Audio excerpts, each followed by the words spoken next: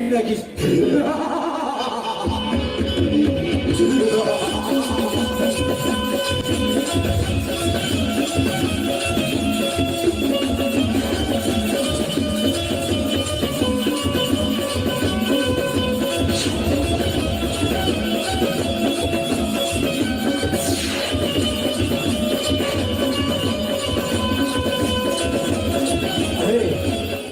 ગોધમાં એ 4 ઋષિઓને તો મારી નાખ્યા અને ગોધમો મારી પાછળ પડ્યો છે. તો અખે આપ અને અમર દીવો લઈ અહીંથી હું ભાગીને નીકળી જાઉં. હે ઋષિ, ભાગી ભાગીને જઈ શીખ્યા તું મારથી નહીં બચ.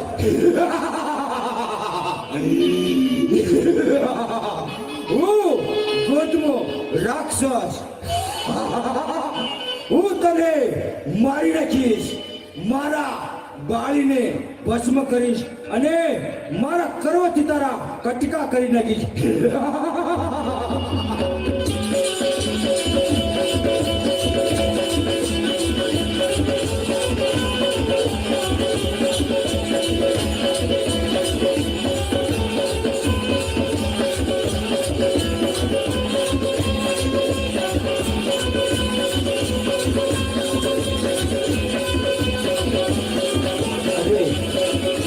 મારી પાછળ પડ્યો છે, એ મને નહીં જીવવા દે.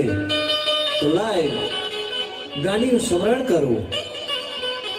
ઓમ શક્તિ દેવી નમઃ. ઓમ શક્તિ દેવી નમઃ. હે ઋષિ, મને અત્યારે શા માટે યાદ કરી? અરે માં, ગોધમો અમારી પાછળ પડ્યો છે. 4 ઋષિઓને તો મારી નાખ્યા.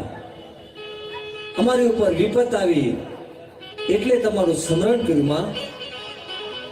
એમ વાત છે? મને કહો કે ગોધમો છે ક્યાં? અરે માં, મેં નજર ઝુકાવી દીધી એટલે ગોધમો સામે ગાયનું ધણ છે એની અંદર છુપાઈ ગયો છે. તો હમણાં જ હું ગાયનું સ્વરૂપ લઈને ગાયના ધણમાં જાઉં છું અને ગોધમાની શાન ઠેકાણે લાવું છું.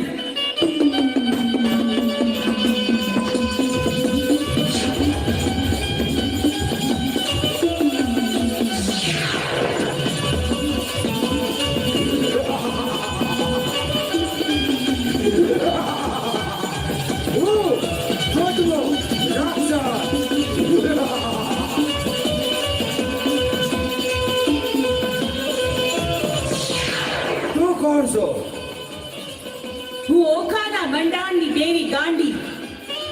અરે ગોધમા, તે મારા 4 ઋષિઓને મારીને મોટું પાપ કર્યું છે. હવે તું પણ મરવા તૈયાર થઈ જા. અરે ગાંડી, તારે મને મારવા માટે 100 વખત જન્મ લેવો પડે. તને પાણી હાલે એમ રેલા કાઢવું પીજો. હું ગોધમો રાક્ષસ.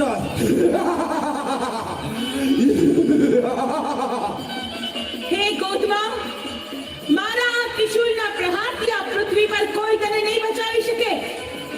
અરે અહીં તો શું, પણ ત્રણેય લોકમાં ક્યાંય પણ છુપાઈશ તો તને ગોતીને હું તારો વધ કરીશ. ગાંડી, તું મને મારીશ.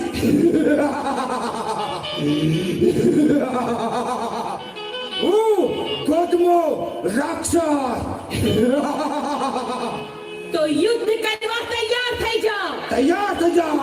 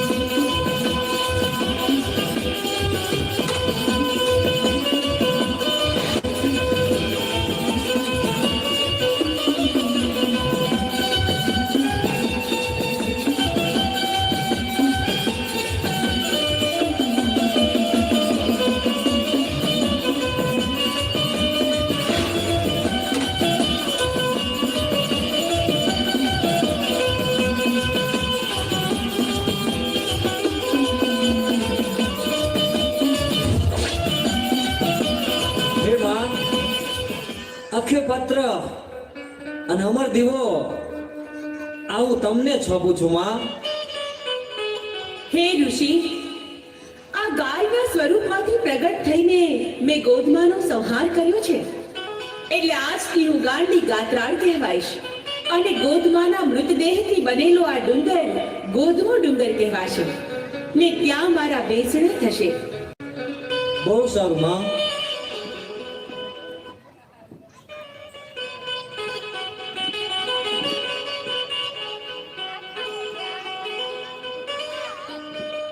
એમાં તમે દેશ રટણ કરવા ગયા તા તો પાછા આવતા રહ્યા. હા આલા ભગત, બોલો, તમારું શું કહેવાનું થાય છે? અરે માં, અમારી ઉપર આટલા સંકટ પડે છે તોય પણ તમને ખબર નથી. ખબર છે આલા ભગત, મને બધી ખબર છે, પણ ભગત, હવે મારો સમય અહીં પૂરો થયો છે. અરે માં, તો પછી હવે તમે ક્યાં જવાના છો તે પણ મને કહો માં. ભગત, હવે મારે ભદ્રપુરી ભાડલા ગામે પ્રગટ થવાનું છે. ત્યાં બાબરા ભૂતનો ત્રાસ છે તેનો અંત કરવાનો છે. અને હા, ભદ્રપુરીમાં જે સુંદર વાવ છે ને તે પણ મારે જોવી છે. એમાં તમે જો જાતા હોય તો મને પણ તમારી સાથે લેતા જાઓ. મારે પણ ભદ્રપુરી ભાડલાની વાવ જોવી છે માં. પણ આલા ભગત, આ સ્વરૂપમાં ત્યાં જવાનું શક્ય નથી. માટે ગોહિલવાડમાં ચારણોનો જે નેસ છે ને તેમાં મામડિયા નામનો એક ચારણ રહે છે. એના ઘરે સાતેય બહેનો અને એક ભાઈ સાથે હું પણ પ્રગટ થઈશ, ને ત્યાં મારું નામ ગેલ હશે.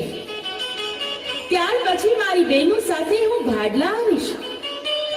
તેથી આલા સભારના નામે તમે તે ભદ્રપુરીમાં હશો ત્યાં હું તમને મળીશ. બહુ સારું માં. તો આજની રાત અમારી સાથે અદ્રશ્ય રૂપમાં રહી અને અમારી બાળાઓ તમારા ગુણગાન ગાય. ભલે, તો આજની રાત હું અહીં જ રોકાણ કરીશ.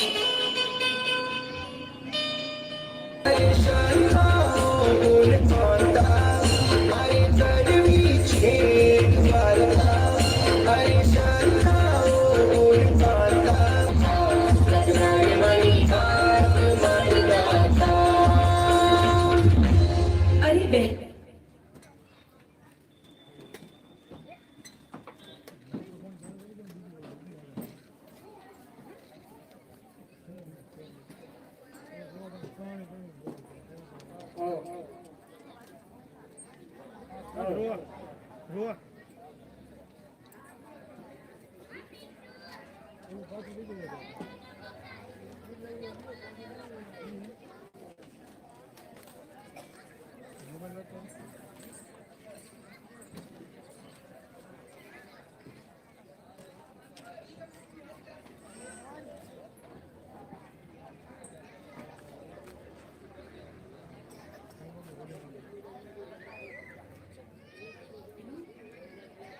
આપણા પિતા મામરદેવ અને માતા દેવલાલીએ તો આપનું અસલ રૂપ જોયા પછી દેહ ત્યાગ કર્યો.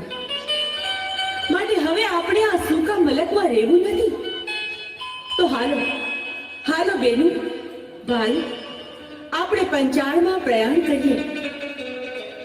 અને બેગ ખોડી, તારે પગે ખોડ છે ને તો તું આગળ હાલવા માંડ.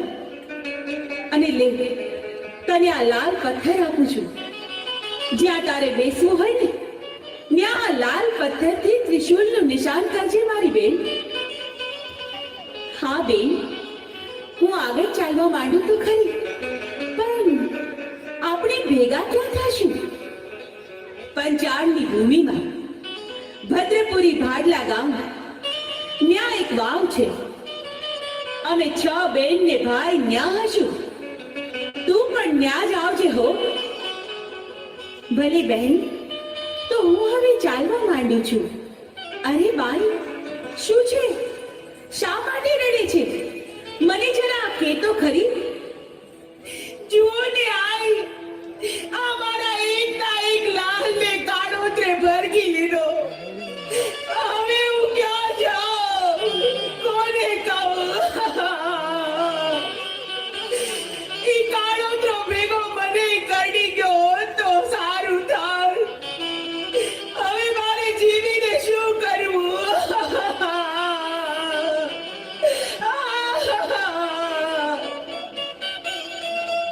બેન બેન તું રોમા. હું હમણાં જ સર્પને કહું છું કે આ બાળકનું ઝેર ચૂસી લે.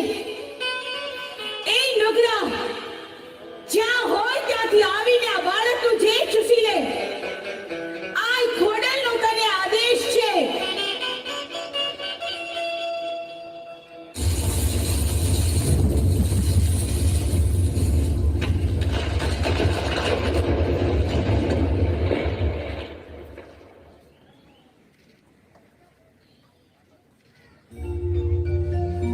કદાચ કોઈ દુઃખ પડે અને કોઈ વહમી વેળાયું હોય બાપ અને વાસુકી દાદાના મંદિરે જઈ કોઈ પણ માથું ટેકવે અને એના દુઃખને જો ભાગીને ભૂકા ન કરી નાખે